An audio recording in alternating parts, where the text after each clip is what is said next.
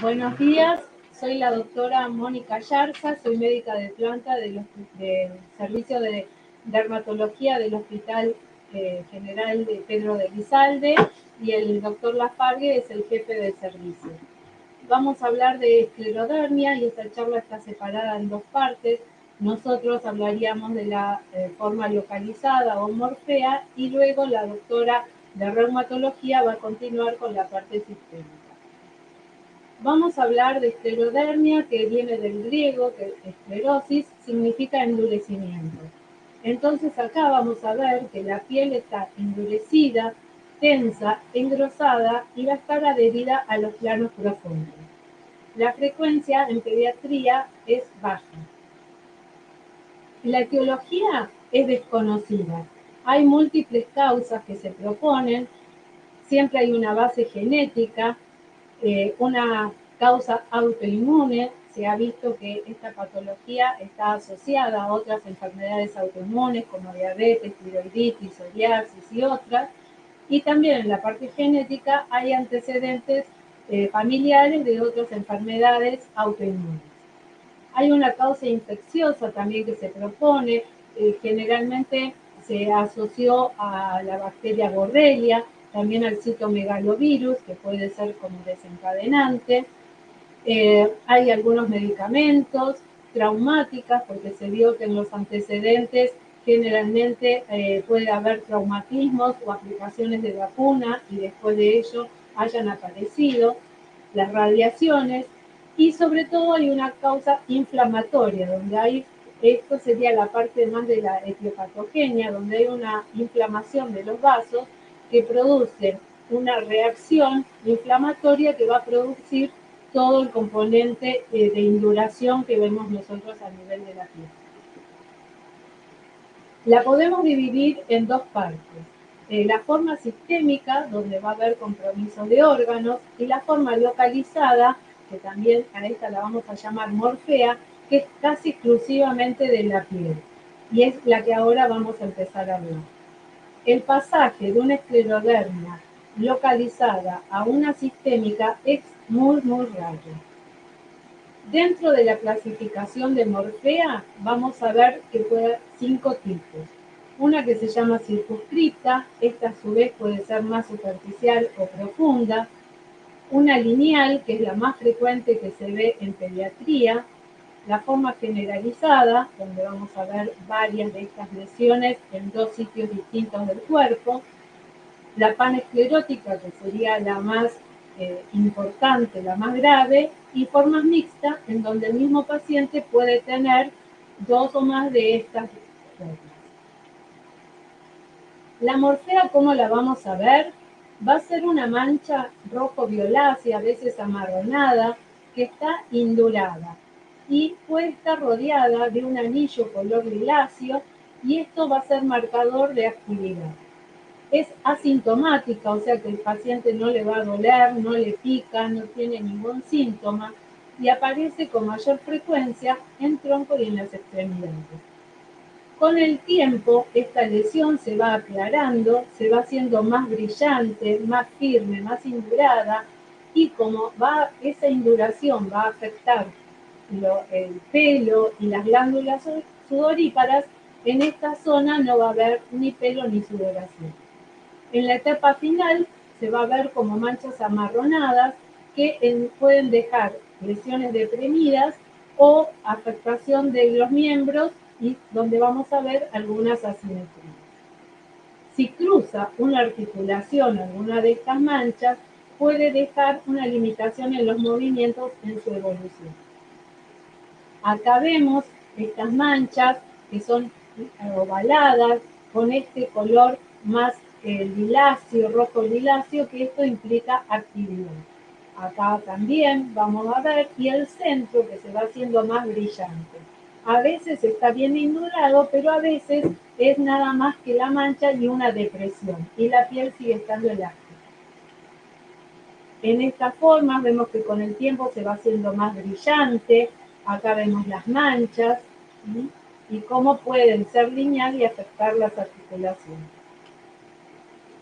Acá vemos las manchas amarronadas, con distintos tipos de evolución, y acá más marfilíneas, más claritas, que ya son más viejas.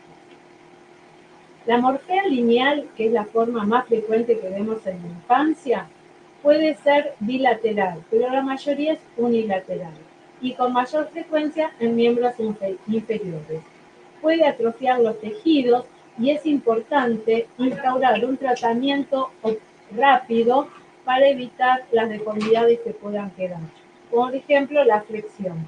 Acá vemos cómo esto va, el dedo va quedando más flexionado y no puede apoyar como los otros.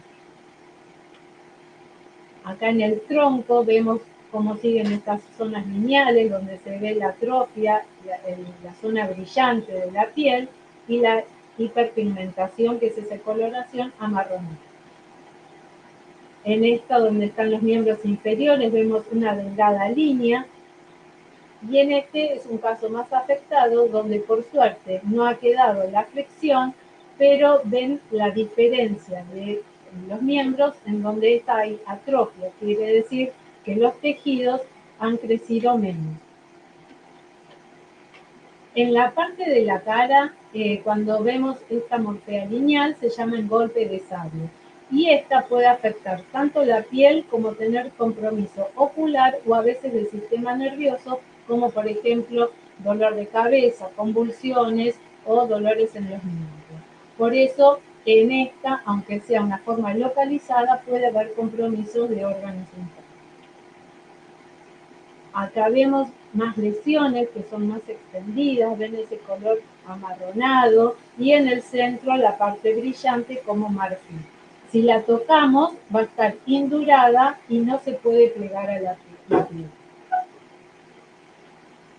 La panesclerótica es la más grave, tiene una afectación circunferencial y va a tener un curso progresivo y discapacitante, generalmente de los miembros, y vemos cómo afectando las articulaciones queda la imposibilidad de extender bien los dedos, acá las rodillas.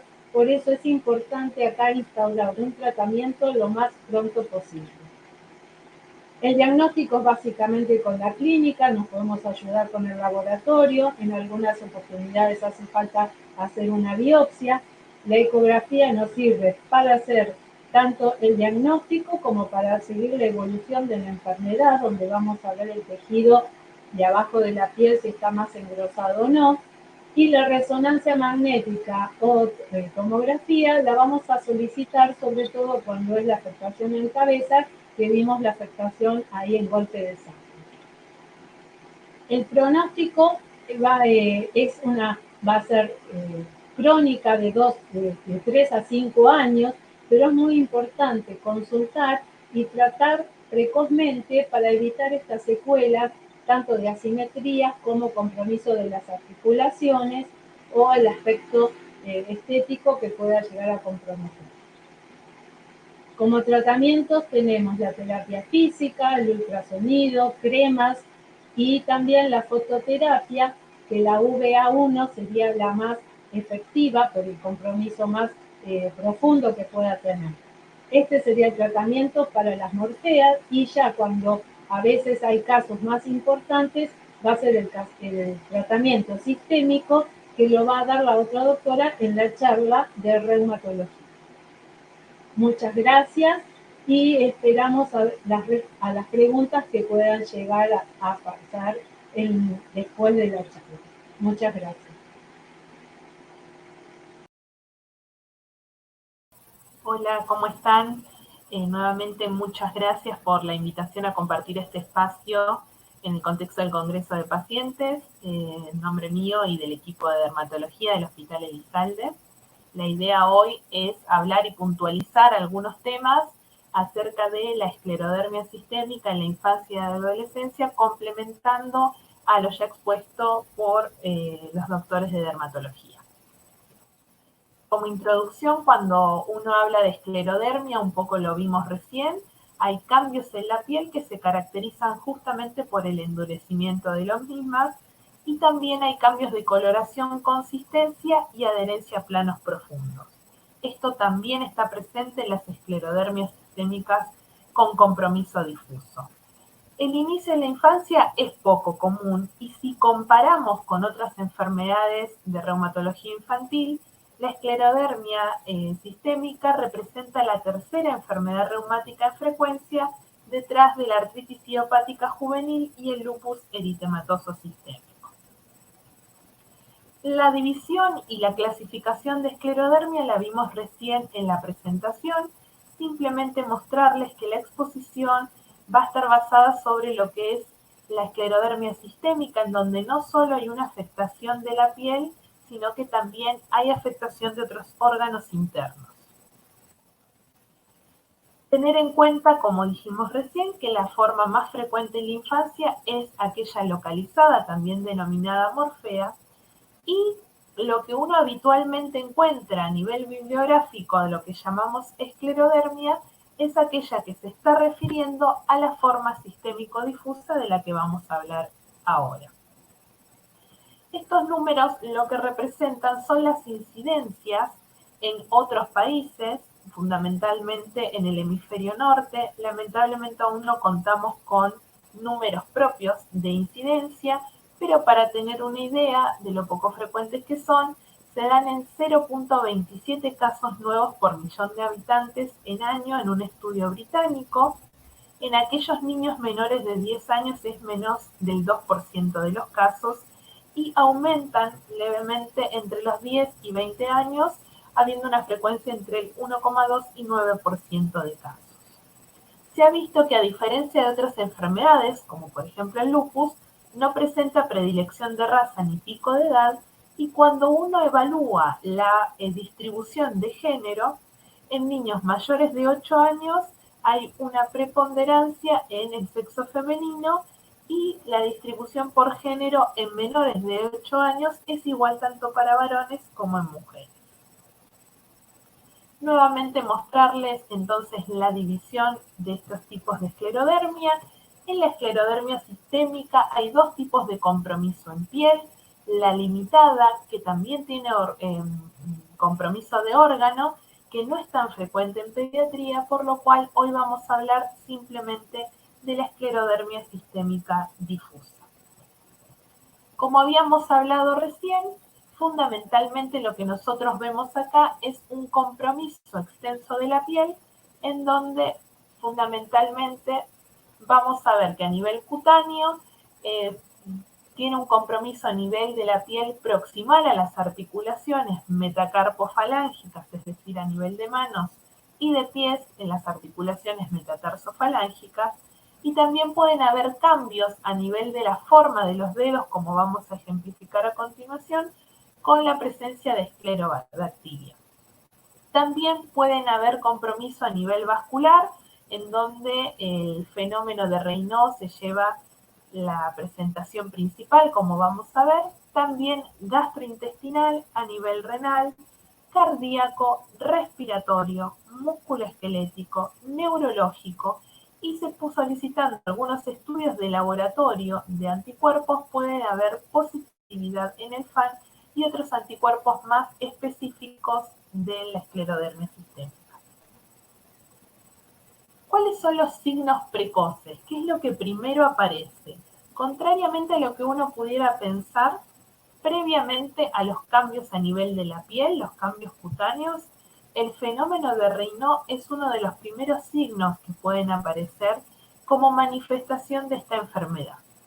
Se lo define como una respuesta vascular exagerada, en donde hay una vasoconstricción anormal de las arterias digitales y las arteriolas cutáneas, que pueden aparecer de manera espontánea o de forma secundaria a la exposición a temperaturas frías o al estrés emocional.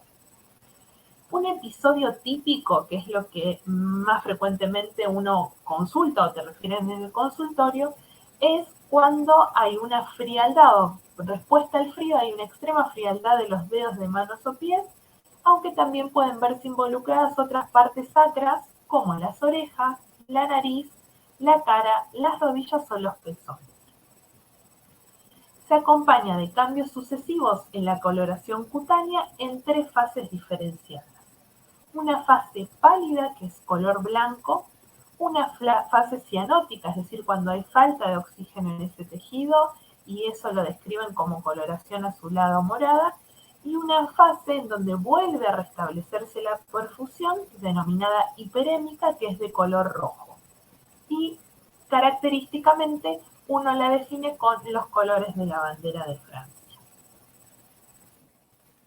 Cuando hablamos de fenómeno de Raynaud primario, es cuando nosotros denominamos a estos cambios que son funcionales en los vasos sanguíneos distales y que no se asocian a ninguna enfermedad de base, ninguna enfermedad reumática en particular.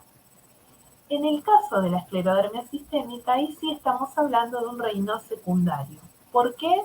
Porque este trastorno que disminuye el flujo sanguíneo distal está dada fundamentalmente por el desarrollo de procesos como las enfermedades reumáticas autoinmunes, entre las que se incluye la esclerodermia sistémica. Según distintos estudios, uno ha visto que entre el 61 y el 70% de los pacientes pediátricos con esclerodermia sistémica juvenil debutan con un fenómeno de Raynaud como síntoma principal, ¿sí? Entonces, se dice que antecede varios años a los cambios cutáneos, por lo cual la consulta de un fenómeno de Raynaud con un reumatólogo pediatra es bastante indicada, se recibe con frecuencia. ¿Cómo se hace el diagnóstico? Primero con la confección de la historia clínica, donde uno va a orientar estas preguntas o el relato de las familias hacia hay presencia de estos síntomas que hemos visto, desde ya el examen físico, la solicitud de exámenes complementarios, en donde además de los laboratorios habituales, se incluye el panel de autoanticuerpos, como vimos en el cuadro previo, y también la capilaroscopía como estudio complementario para visualizar la perfusión periférica a nivel del lecho unguial. ¿Qué es lo que vemos acá? Un fenómeno vasomotor, como vemos acá, los cambios de coloración en la mano de este paciente pediátrico, y mantenido en el tiempo, muchas veces estos cambios vasomotores pueden llevar a lesiones en la punta de los dedos que denominamos pitting scars. Como pueden ver, son úlceras que en este caso están costrosas, pero lo que hacen es dañar la piel, pueden ulcerarse y son puerta de entrada a infecciones. Por eso somos muy cuidadosos y muy minuciosos a la hora de evaluar las manos y los dedos de los pies y de las manos de los pacientes con fenómeno de Raynaud. Existe hoy por hoy, a nivel del estudio de las enfermedades reumáticas y de la esclerodermia sistémica en particular, criterios para hacer un diagnóstico precoz, es decir, no esperar estos cambios de induración de la piel, sino considerar el diagnóstico del tratamiento temprano cuando hay presencia de fenómeno de Raynaud, edema de manos, que denominamos manos PAFI, autoanticuerpos específicos y capilaroscopía alterada.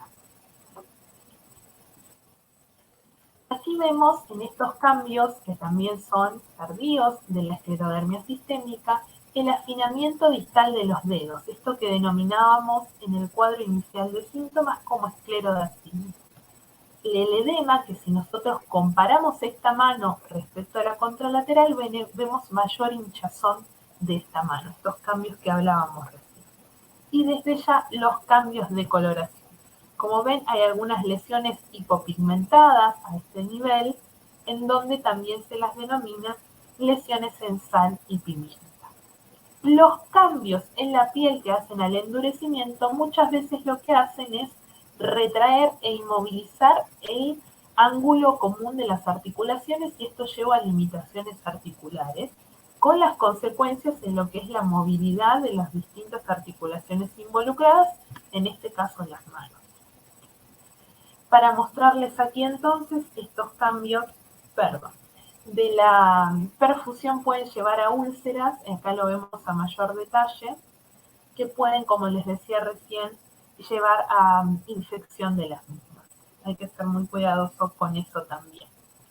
¿Cuáles son las manifestaciones tardías de la esclerodermia sistémica difusa y con las consecuencias funcionales del mismo? Vemos acá los rasgos de una paciente en donde vemos nariz afinada, la ausencia de líneas de expresión del surco nasogeniano y en la frente, por ejemplo, y la retracción de los labios, que muchas veces lo que hace es esta fascia en donde no puede tener un total cierre de la boca, retracción de encías, la forma en cómo se implantan los dientes, y muchas veces esto también hace que tengan dificultades en la apertura bucal.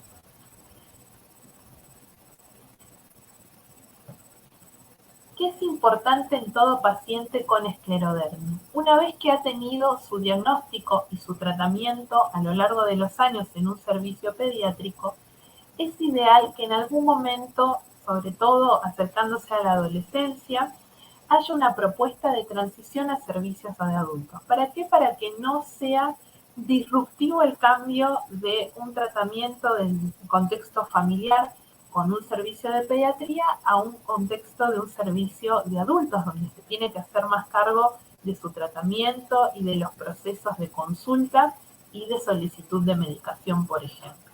Entonces es ideal que sea un proceso médico activo, un movimiento voluntario planificado de adolescentes con enfermedades reumáticas, desde la atención sanitaria centrada en el niño, en la familia diría yo también, a la atención orientada al adulto.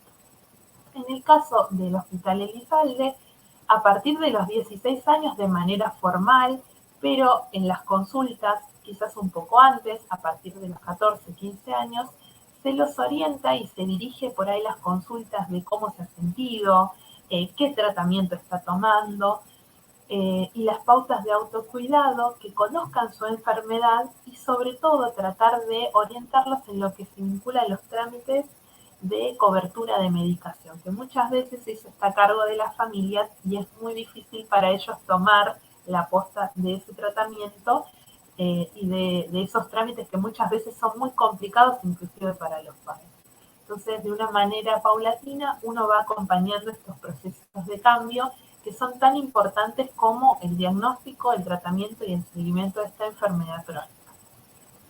Como conclusiones, entonces, se trata de un grupo complejo de enfermedades que afectan a la piel, pero potencialmente otros órganos, y nosotros estamos atentos a eso. Requiere un alto nivel de pesquisa para realizar estudios complementarios y tratamiento de manera oportuna, con lo cual el tratamiento, el trabajo interdisciplinario, el trabajo en equipo con el pediatra de cabecera, que seguramente recibe estas primeras consultas, y las especialidades que nos ayuden a tratar y prevenir el daño de órgano es súper importante, y también para la contención del paciente y su familia. Y nunca perder de vista los modelos de transición en este tipo de enfermedades que se está aplicando hoy por hoy en distintos centros dedicados al cuidado de niños con dichas enfermedades. Nuevamente, muchas gracias por esta oportunidad de compartir este espacio con ustedes y esperamos sus consultas.